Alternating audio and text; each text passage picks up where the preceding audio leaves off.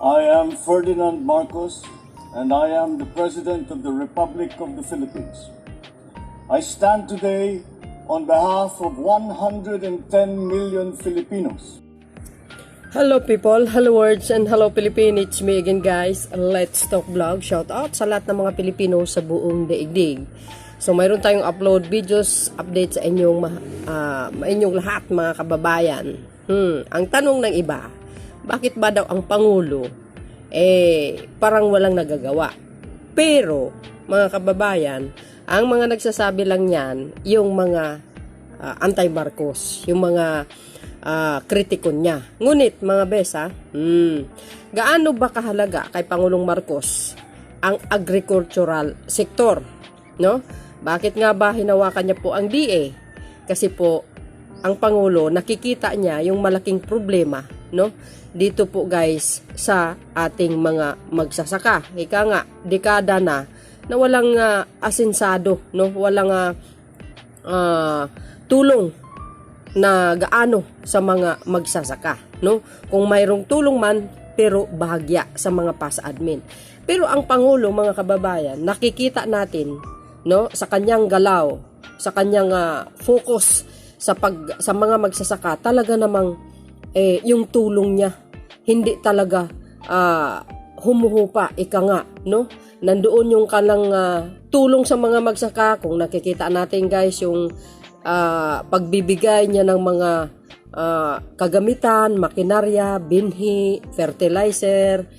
Alam niyo, no, sa totoo lang, hanga ako dito sa Pangulong Marcos Jr., no? Hindi forke Marcos loyalist ako, pero binabase ko ito guys sa kanyang mga galaw, yung mga diskarte niya, sa pamamahala niya, sa kabutihang loob niya.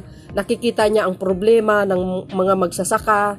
Nandoon yung pagbibigay niya ng bangka sa mga mangingisda, lahat Si Pangulong Marcos Jr. kasi, general po yan, total package lahat. Hindi lang po isang ahensya ng gobyerno, kundi pangkalahatan sa health, magsasaka, sa mga rice corn, ayan, lahat po, no? Pati sa mga magmamais, ayan, lahat binibigyan niya ng tulong.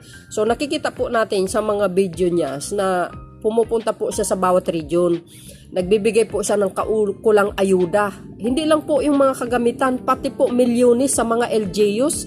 Nakikita po natin yan dahil ina-upload po natin, nakikita nyo sa social media, yung mga, ewan ko lang kung pinapalabas sa mainstream media, lahat po mga kababayan, mismo na po siyang naghahanap ng trabaho, no, para sa mamayang Pilipino, no, katulad po yung bagong investment ng Unilever, 4.7 billion na bagong pinatayo sa Cavite. 'Di ba? Nag-create ng maraming trabaho. Hindi lang po agriculture ang kanyang tinutukan, kundi pangkalahatan sa war on drugs, lahat-lahat na po, no?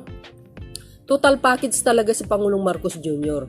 Dahil diyan mga kababayan, makikita po natin lately itong mga past days, no?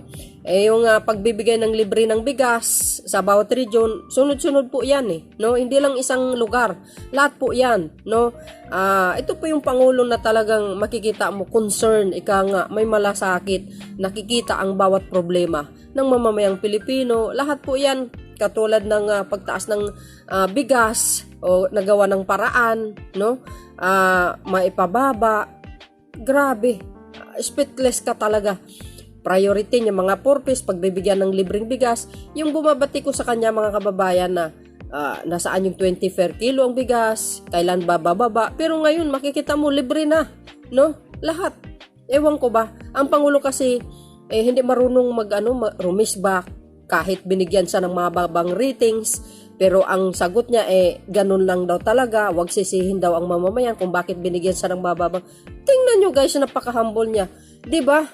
Gaano ba kagaling ang Pangulo? Ika nga ano ba ang talagang intensyon ng Pangulo para sa ating mga magsasaka? Narito po guys yung sinabi po ni AGA Party List Representative Nick Briones, no? Ang Pangulo karapat-dapat na manatili muna sa bilang DA Secretary. Nakikita natin yan guys, bagong upo lang pero may nasibak dyan sa DA. no? Lalo na po ang mga smuggler ngayon, winawarningan niya talaga. Pag hindi huminto, di kulong habang buhay yan, no? At isa rin po dito, no, sinasabi po ng Philippines Chamber Foods Incorporated na talagang malaki ang naitutulong ng Pangulo sa mga magsasaka. But bago nyo panoorin po guys ang kanilang komento, don't forget to like, hit the comment section of course, and hit the button bell, lagi kayong updates para laging update sa aking mga bagong videos upload dito sa Marcos Administration. I-update natin lagi para malaman po ng lahat mga kababayan. And of course guys, don't skip the ads and subscribe na lang sa aking channel. See you again guys on my next live or videos upload. Bye. Baboos! Pakinggan po natin sila. Definitely. Yun lang nagdagdag ng budget. Na noong 2023, alam ko, 40 billion. Yung pagtutok sa irrigation, yung dideklara na tutubisin niya yung smuggler. Siya lang yung nagsalita niya at siya rin lang ang nagsabi, i-amend yung smuggling law at urgent. At ako'y naniniwala, mapapasayan within this year. So, makikita mo, tuwing magsasalita siya, ay yung agrikultura ang kanyang gusto tutukan. Yun ang malaking topic para sa kanya. So, kita niya ang problema, pero hindi yan isang parang magic na in 1 year, kaya mong solvein lahat ng problema. Ako, in 3 years, may magkakaroon ng magandang direksyon. Kung ang Pangulo pa rin ang ating Secretary ng Department of Agriculture. Tama. Agriculture really is a very complex challenge. Ang daming problema dahil decades of neglect ng administration. Ngayon, dahil secretary ang presidente, hindi kami nahihirapan sa sa budget, ano? Laging may suporta at yung convergence ng different departments kasi ang isang agriculture is not really just Department of Agriculture. Katabas niyan yung DTI, which is Advertising and Promotion, Marketing. Andyan ang DOST, Research and Development. Andyan ang DILG, yung frontliners. Andyan ang DENR, DAR, yung sa lupa. Andyan ang FDA, Department of Health, which is the licenses for food safety. Andyan dyan ang Bureau of Customs sa importation at exportation ng products natin.